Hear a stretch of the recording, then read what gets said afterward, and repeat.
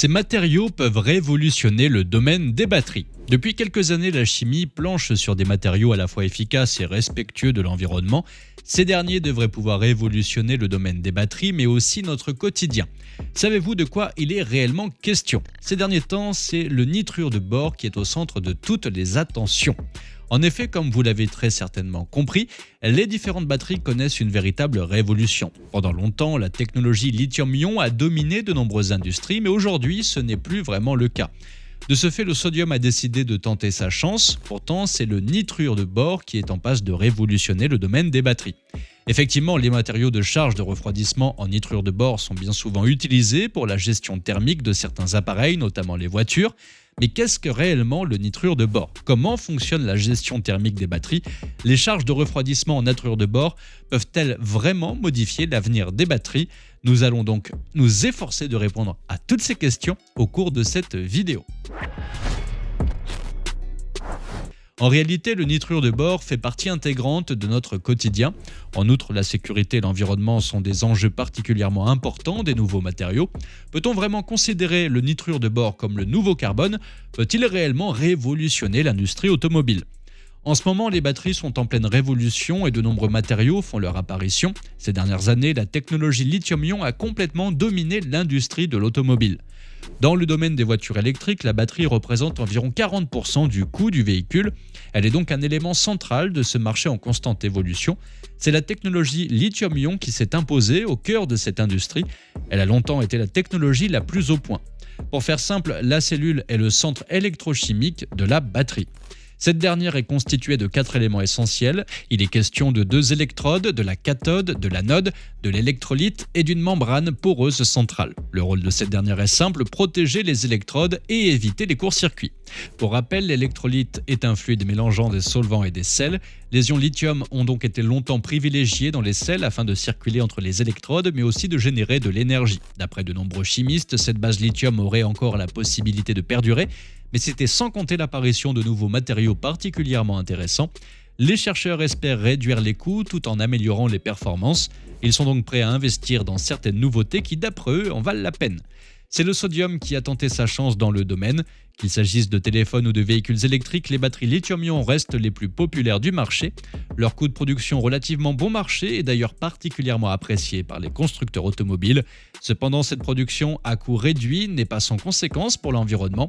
Il est vrai que chaque batterie contient plusieurs kilos de lithium qui est principalement produit en Australie ou au Chili. Néanmoins, ces pays sont très loin de l'endroit de production des batteries lithium-ion. Le transport de la matière représente donc une véritable catastrophe écologique. De plus, les mines de lithium nécessitent une très grande quantité d'eau. On parle de 2 millions de litres d'eau pour une tonne de lithium. Bien entendu, comme toute énergie fossile, l'épuisement des ressources se fait déjà sentir. De ce fait, les ingénieurs ont fait le choix de se concentrer sur le sodium. Pour commencer, le sodium est beaucoup plus présent sur Terre que le lithium et son impact environnemental est moindre. Ainsi, il apparaît comme une alternative parfaite sur le plan écologique. Économiquement parlant, les batteries au sodium-ion sont également gagnantes. C'est pour toutes ces raisons que les batteries au sodium-ion vont faire leur apparition sur des véhicules électriques sortis d'usine dès 2024. Grâce à leur performance à basse température, elles font l'unanimité. Cependant, du côté de la densité énergétique et de leur poids, les batteries sodium-ion ont encore beaucoup de progrès à faire. Qu'en est-il du nitrure de bore ? Est-il vraiment en passe de révolutionner le domaine des batteries ? En effet, le nitrure de bore permet un meilleur refroidissement des composants électroniques. L'objectif de ces nouveaux matériaux est de favoriser la mobilité durable et donc d'analyser l'impact environnemental des produits utilisés.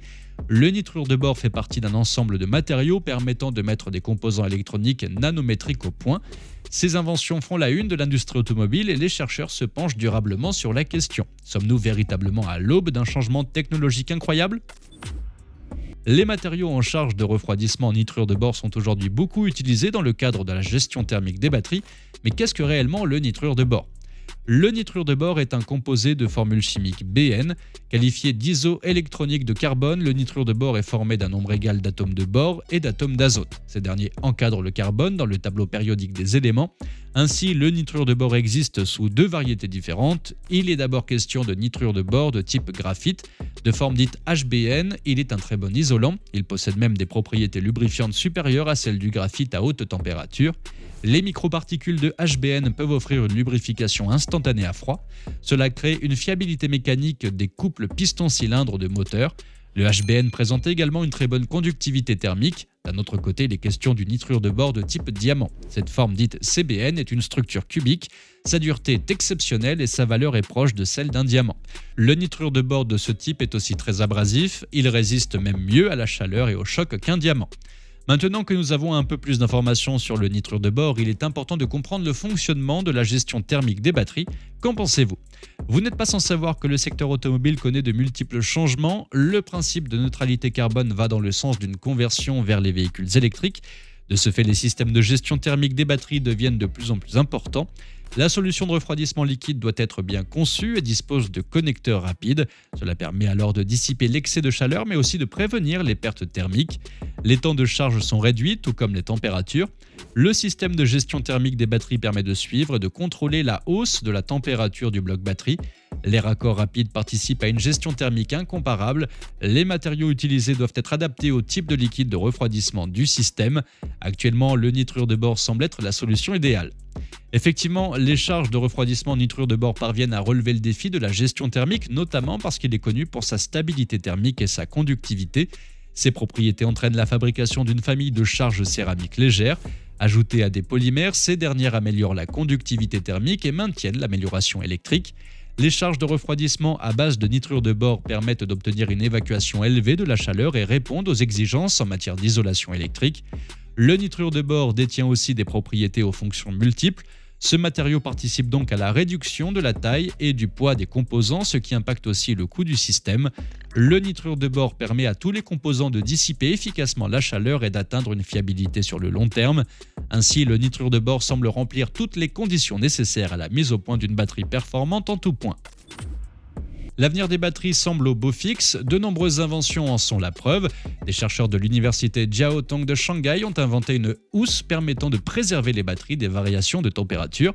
Des batteries 10 fois plus puissantes sont également en train d'envahir nos téléphones. Est-ce le résultat de la découverte des avantages du nitrure de bore ? Désormais, le nitrure de bore fait partie intégrante de notre quotidien. Tous les appareils modernes se doivent de maintenir une fiabilité ainsi qu'une efficacité sur le long terme. C'est ce qui permet à l'acheteur de sauter le pas et d'investir. Ces appareils nécessitent l'utilisation de matériaux avancés pour transférer l'excès de chaleur dans l'air ambiant. Les exemples les plus probants sont les ordinateurs portables, les smartphones, mais aussi les véhicules électriques ou hybrides. Avec l'avancée des technologies, de plus en plus de produits intègrent des composants 5G qui nécessitent plus de composants électroniques. Ces derniers génèrent également plus de chaleur. De ce fait, le défi de la gestion thermique n'a jamais été aussi important. De la même manière, la sécurité et l'environnement sont des enjeux primordiaux. C'est pour cette raison que les chercheurs passent leur temps à rechercher de nouveaux types de piles et de batteries. Ces nouvelles inventions doivent être beaucoup plus sûres dans leur composition chimique. Elles doivent contenir le moins de matériaux rares possible. Les piles et les batteries jouent un rôle de plus en plus important. Leur effet sur les personnes et l'environnement doit donc être positif. Ces nouvelles piles et batteries se doivent aussi de répondre aux besoins du marché. Les temps de recharge doivent être plus rapides. Les véhicules électriques doivent être plus autonomes. Bien entendu, l'énergie verte reste la priorité et doit être abordable pour tous. C'est pour toutes ces raisons que les piles et les batteries se trouvent au centre des recherches sur l'innovation technologique. Le nitrure de bore est-il vraiment le nouveau carbone ? Ses propriétés exceptionnelles de résistance, de rigidité, de tolérance aux températures les plus élevées semblent faire de lui le remplaçant idéal du carbone. Pourtant, obtenir une telle qualité peut s'avérer très difficile. À l'avenir, que peut-on attendre du nitrure de bore ? Depuis quelque temps, le domaine des batteries est en pleine révolution. Pendant un long moment, la technologie lithium-ion a dominé l'industrie de l'automobile. Le sodium a tenté sa chance, mais c'est le nitrure de bore qui est en passe de révolutionner le domaine des batteries. En effet, les matériaux de charge de refroidissement nitrure de bore sont utilisés pour la gestion thermique. Le nitrure de bore est formé d'atomes de bore et d'azote. Il permet de stabiliser durablement la gestion thermique des batteries. Il est donc question des charges de refroidissement en nitrure de bore. L'avenir des batteries connaît donc un véritable chambardement. Ainsi, le nitrure de bore fait désormais partie de notre quotidien, tout comme le respect de la sécurité de l'environnement. Le nitrure de bore est-il vraiment le nouveau carbone ? Les batteries au nitrure de bore ont-elles un véritable avenir ?